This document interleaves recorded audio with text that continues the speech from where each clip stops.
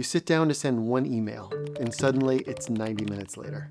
Or you're sure you've got plenty of time until you realize you're already 20 minutes late. If you have ADHD, this isn't just about poor planning. It's about how our brain processes time. We live in a world built around clocks and schedules and punctuality, but for some brains, time just doesn't feel linear. It slips, it compresses, it disappears. And that disconnect can turn even small routines into big daily hurdles. Researchers have studied how ADHD affects time perception, and I'm going to share with you 3 strategies grounded in neuroscience that can help you bridge that gap.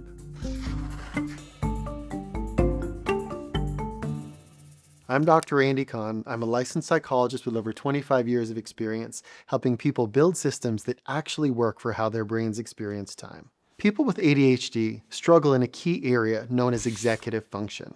Now, executive function has to do with how the brain does some key activities, things like organization, planning, stopping and starting activities. And it also includes a concept called time blindness. Time blindness is the idea that people with ADHD struggle to understand how time passes or how much time it takes to do a certain activity. It's part of the reason why so many people procrastinate or fail to do tasks when they're supposed to. If something's hard to get going or hard to organize, the natural response is to avoid and escape. One of the keys in understanding procrastination is that when people observe your behavior, they think that procrastination is some sort of fault or flaw or just bad behavior, when in actuality it's evidence of weaker processing skills. If something's hard to organize or plan or to navigate the time around tasks, it would be understandable why you'd procrastinate or have difficulty doing the activity.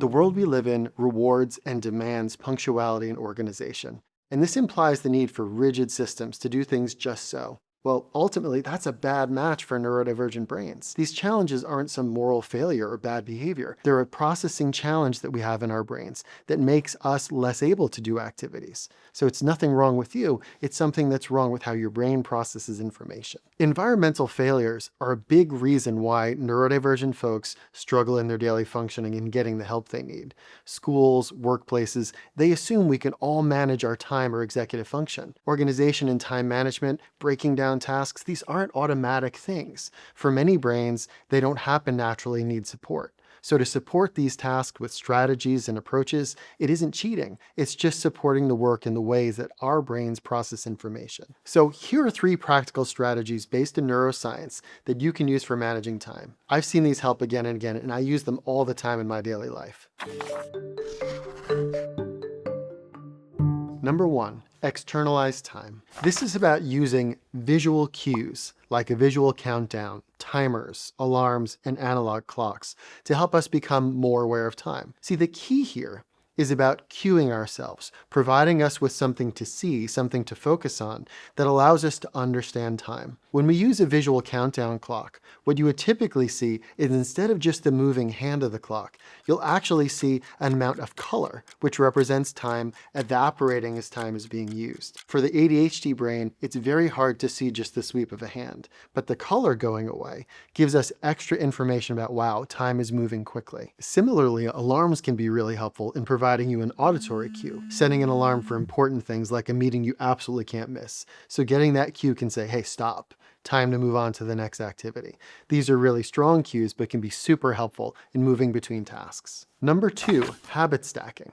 This is about adding new habits, which can be really challenging in an uphill battle. I can't tell you how many times I've tried to do a new routine or habit and find that I just keep failing over and over again. One of the ways you can use habit stacking is to attach a new behavior to something you do every day. So I'll give you an example from my life. One of the routines that I have that I do every day is dinner dishes.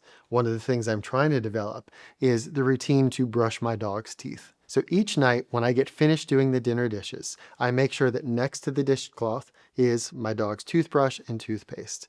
When I finish one task that I always do, there is the cue for doing the next activity. I'm successful about 85% of the time, realizing that perfection isn't my goal, but I'm a lot more successful just making this small change and putting 2 behaviors together, one I do all the time and one I'm trying to do now. Number 3, body doubling. Body doubling is an activity that we do where we work near other people who are engaged in work tasks. We use them as an accountability buddy. It's about creating accountability through what we see with our eyes. Body doubling has become quite the trend, and let's be honest, it doesn't work for all people. For some people, they may need to change how they do it, whether they do it over Zoom or whether they do it in a location with people they know quite well. Give some thought to how it might help you, because it doesn't work the same way for all people, and being flexible with yourself is the key. Now that you have these tools, remember, getting a handle on your time with ADHD can feel unmanageable at times, but making some small tweaks to your routines can make a huge difference.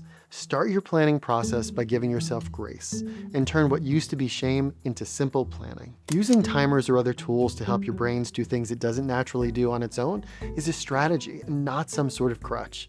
Would you ever dream of telling someone who's wearing glasses that they're cheating in school or at work? No. So using a timer, habit stacking, or having an accountability partner is just another strategy to manage your daily life. Remember, you're not trying to master time, but rather you're working to create enough opportunities to not let it all feel like it's slipping away.